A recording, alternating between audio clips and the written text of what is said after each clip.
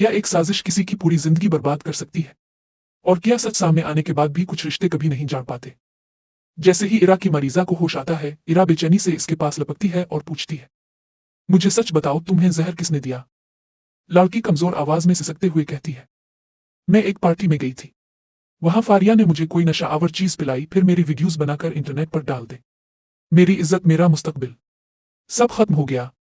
मैं कामयार के काबिल नहीं रही। फारिया ने मेरी जिंदगी तबाह कर दी। ये सुनकर इरा के कदमों तले से जमीन निकल जाती है। वो फौरन सवाल करती है, फिर जहर किसने दिया? लड़की जार और कतार रोते हुए जवाब देती है, डॉक्टर साहिबा, किसी ने मुझे जहर नहीं दिया।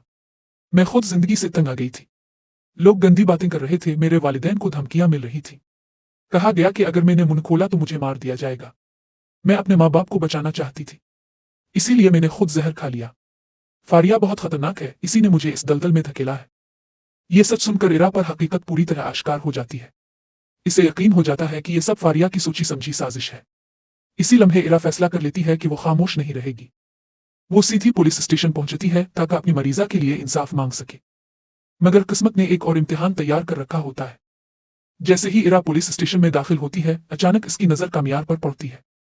एक लम्हे के लिए दोनों के कदम रुक जाते हैं।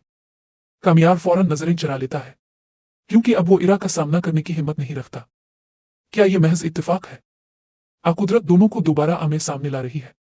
इरा बगैर वक्त जाए किए पुलिस इंस्पेक्टर के पास जाती है और मजबूत लहजे में कहती है, मेरी मरीजा ने खुदकुशी की कोशिश जरूर की है, मगर वो शदीद हरासानी का शिकार रही है। इसकी वीडियोस बनाकर वायरल की गई। मैं चाहती हूं कि आप फौरन इसका बयान लें और उस केस में फौरी कार्रवाई करें। पुलिस फौरन हरकत में आ जाती है। दूसरी तरफ कामयार घर पहुंचकर सीधा अपनी दादी के पास बैठ जाता है। भरी आवाज में कहता है, दादी, आज मैंने फिर इरा को देखा है। दुआ करें कि वो अब कभी मेरे सामने ना आए। मुझे इस लड़की से नफरत हो गई है। मैंने खुद को बदलने की बहुत कोशिश की, मगर इसने मुझे अपनी जिंदगी से निकाल दिया। मैं अब जिंदगी से तंग आ चुका हूं। दुआ करें मैं मर जाऊं।